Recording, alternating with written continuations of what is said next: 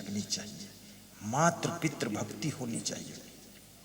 और माता पिता की सबसे बड़ी सेवा पुत्र तब करता है, पुत्री तब करती है जब पुत्र पुत्री और बहु चरित्रवान बन करके रहते हैं। इससे माता पिता को सबसे अधिक खुशी होती है। जब पुत्र संतान कोई नशा नहीं करती है तो माता पिता को सबसे बड़ी प्रसन्नता मिलती है। जब संतान उन्नति करती है तो माता पिता का दिल भर जाता है। हर माँ बाप को आस होती है, जो हम नहीं कर पाए मेरा बेटा करेगा। हर गुरु को आस होती, जो हम नहीं कर पाए मेरा चेला करेगा। परमहंस रामकृष्ण भी आस लेकर बैठे थे, कोई विवेकानंद जैसा शिष्य आएगा और मेरे लक्ष्यों को पूरा करेगा। उनका शिष्य आ गया। याद रखना, हर व्यक्ति की आस होती है। मोदी की माँ भी सोचती थी कोई मेरा बेटा ऐसा है जो कुछ इस घर की गरीबी मिटाए, सम्मान बढ़ाए, क्योंकि मैं तो मजदूरी करती हूँ। और मोदी उस घर में पैदा हो गया। आज वो एक क्लास के पद पर बैठा हुआ है। माँ अभी जिंदा है, उसके मुंह में दांत नहीं। वो मजदूरी करती थी, बर्तन मांजती थी, बहुत गरीब घर का मामला था। लेकिन इतना गरीबी वाला, इतना दुखद परिवार, इतना हाई लेवल पर जाना, तुम्हारी माँ मजदूरी तो नहीं करती है। 10-20 बीघे जमीन भी तुम्हारे पास है, फिर भी तुम आगे क्यों नहीं बढ़ पा रहे हो? क्योंकि तुम बढ़ना नहीं चाहते हो, क्योंकि तुम बढ़ने वाले कार्य नहीं करते हो, क्योंकि तुम्हारे बढ़ने के संकल्प नहीं है। क्योंकि बढ़ना अगर चाहते हो तो बढ़ सकते हो। और बढ़ने वाले लोग कृपया पीछे मुड़कर नहीं देखते हैं, जो करना है उसको कर गुजरते हैं और सफलता की चोटी पर पहुंच जाते हैं। एक आदमी 60 साल की उम्र में गुब्बारा बेच रहा था, लंबा कुर्ता पहने हुए, पहने कुर्ता और पतलून, आधा फागुन आधा जून, गुब्बारा बेचे दून। तो एक बच्चा रोने लगा, मचल गया कि मैं भी गुब्बारा लूंगा। जब उसके गुब्बारा बिकना कम हो जाते थे तो गुब्बारा आकाश में उड़ा देता था।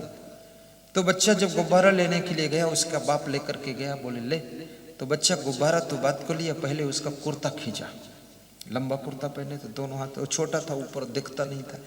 खींचा तो गुब्बारे वाले ने उस बच्चे को देखा, बोले तू कुर्ता क्यों खींच रहा है? गुब्बारा लेना तो ले ले कुर्ता। बोले मैं बात भी करनी, गुब्बारा भी लेना। बोले क्या बात करनी? कुर्ता छोड़ तो मेरा, क्यों खींचता नीचे? तो बोला मैं इसलिए खींचता हूँ कि कुछ बात करूँगा। बोले क्या करोगे? करो। तो उसने पूछा ये जो गुब्बारा उड़ रहे हैं, जो लाल रंग का गुब्बारा उड़ रहा, काले रंग का उड़ रहा, हरे रंग का उड़ रहा, तो क्या पीले सफेद रंग का भी उड़ सकता है? तो गुब्बारा बेचने वाले ने कहा कि गुब्बारा रंग से नहीं उड़ रहा है, इसके भीतर हीलियम गैस भरी है, इसलिए उड़ रहा है। तो उसने कहा आप कितने वर्षों से गुब्बारा बेच रहे हो? बोला मेरे बाप भी बेचते थे, मैं भी गुब्बारा बेचता हूँ, बेचते बेचते 60 साल की उम्र हो गई है।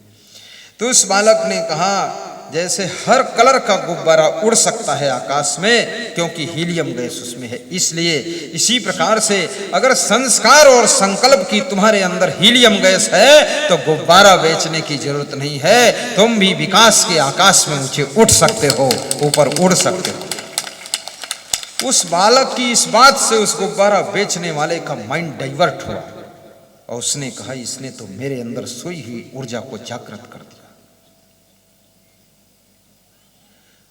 एक आदमी ट्रेन में जा रहा था, नौकरी की तलाश में उदास था, बैठा था सीट पर। सामने एक आदमी सिगरेट पीकर धुआं फेंकता था। तो उसके मन में गुस्सा आई, बोले कृपया सिगरेट मत पियो, धुआं आता है, पसंद नहीं मुझे। तो सिगरेट पीने वाले ने सिगरेट फेंक दी। उसने कहा किस तलाश में हो? बोले नौकरी की तलाश में हो। बोले नौकरी की तलाश मत करो, नौकर की तलाश करो। तुम्हारे भीतर वह तत्व छिपा हुआ है कि तुम फैक्ट्री के मालिक बन सकते हो। और तुम नौकरी ढूंढ रहे हो, नौकरी नहीं नौकर ढूंढो जा करके और फैक्ट्री लगाने की तैयारी करो। वही बालक आगे चल करके गुजरात में फैक्ट्री का मालिक बना और 500 आदमी उसकी फैक्ट्री में नौकरी कर रहे हैं। याद रखना किसके शब्द तुम्हारे मनोबल को जागृत कर सकते हैं, आत्मबल को बढ़ा सकते हैं, और वही शब्द तुमको ऊपर उठा सकते हैं। रत्नावली के शब्द तुलसीदास को संत बना देते हैं, रामायण लिखने के लिए तैयार कर देते हैं। सप्त ऋषियों के शब्द रत्नाकर डाकू को वाल्मीकि जैसा ब्रह्म ऋषि बनाकर खड़ा करते, जहां पर भगवान श्री राम जाकर के दंडवत प्रणाम करते हैं।